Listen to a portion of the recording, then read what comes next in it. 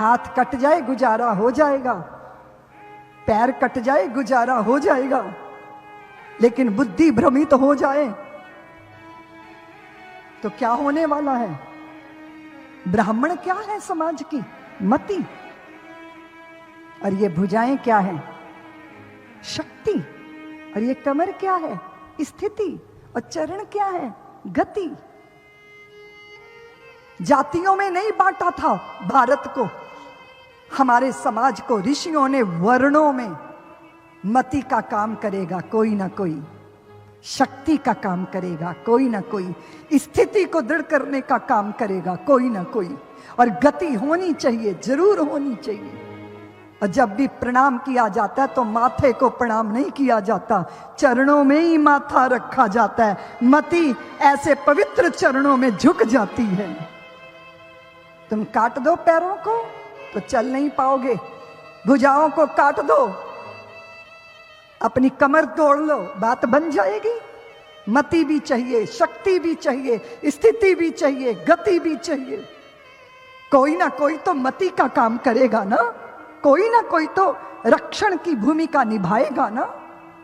तो ब्राह्मण मति समाज की, क्षत्रिय शक्ति समाज की, वैश्य व्यापारी वर्ग स्थिति समाज की, सेवक वर्ग गति समाज की। न गति त्यागी जा सकती है, न मति त्यागी जा सकती है, न शक्ति का त्याग किया जा सकता है और न स्थिति का त्याग किया जा सकता है।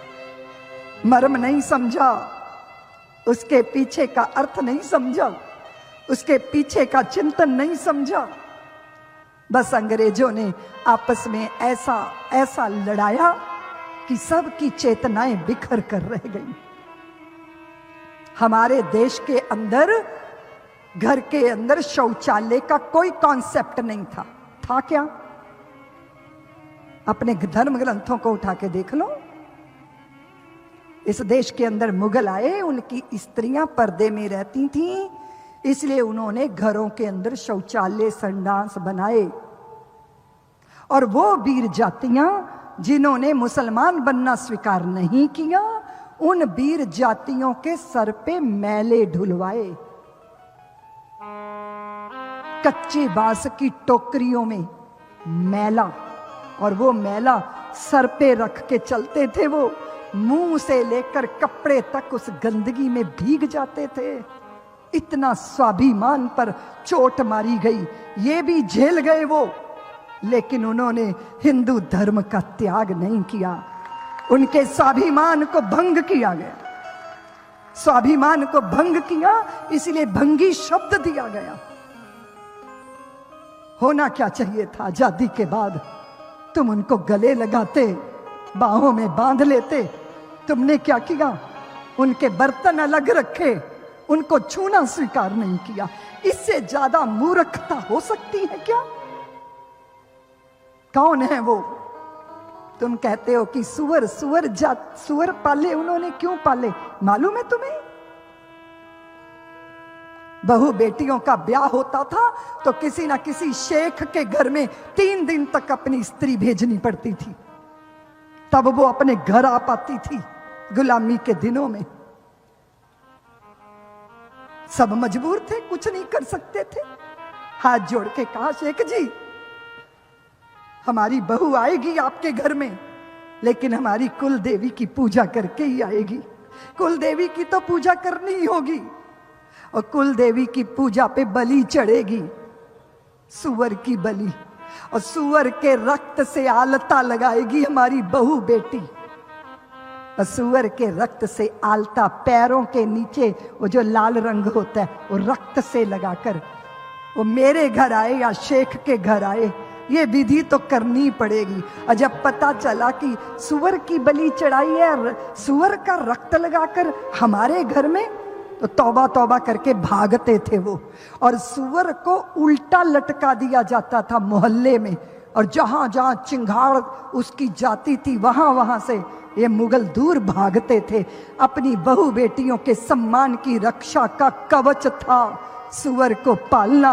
इस इतिहास से भारत के बच्चे बच्चे को परिचित होना चाहिए, लेकिन पापियों ने ये छुपाया। पापियों ने ये सत्य को छुपाया और आज झंडा बरदार बने घूम रहे हैं। ये तथाकथित जिनके हाथों में देश रहा, इनका आचरण तो वैसा है जैसे छिपकली सारा दिन मक्खियां खाती है, मच्छर खाती है, मकोड़े खाती हैं सारी रात, और दिन में महापुरुषों के चित्र के पीछे आके छिप जाती है। ये आचरण है ये तथाकथित पार्टी का, जिन्होंने देश को चौपट किया। पर हिंदू समाज कब तक बेवकूफ रहेगा? इस मूढ़ता का त्याग करो और समझो जीवन किसे कहते हैं। गुलामी के घोर काल में कितने कष्ट झेले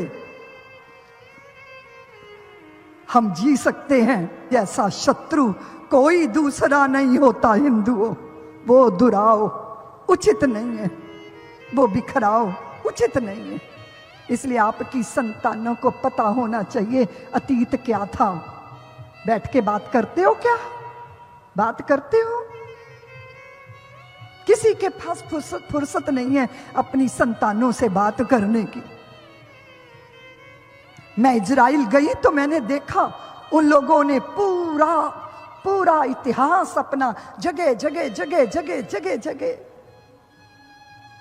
पूरा इतिहास उन्होंने अपनी संतानों के लिए, कहीं उन्होंने अनुभव वाले बनाए हैं, कहीं उन्होंने जाने कितने कितने कितने तरीकों से याद दिलाते हैं। वो याद दिलाते हैं हमारे देश की संतानें, उनको तो पता ही नहीं है सच्चा सपूत कौन सा है। बताओ अपनी संतानों को कि भारत का सैनिक कहता है, ईश्वर मेरे दुश्मनों पर दया कर, मेरे देश के दुश्मनों पर दया कर, क्योंकि हम अपने देश के दुश्मनों पर दया नहीं करेंगे। इसलिए तुम कर सको तो करो। अपनी संतानों के चित्त में ये बीज बो भारतीयों।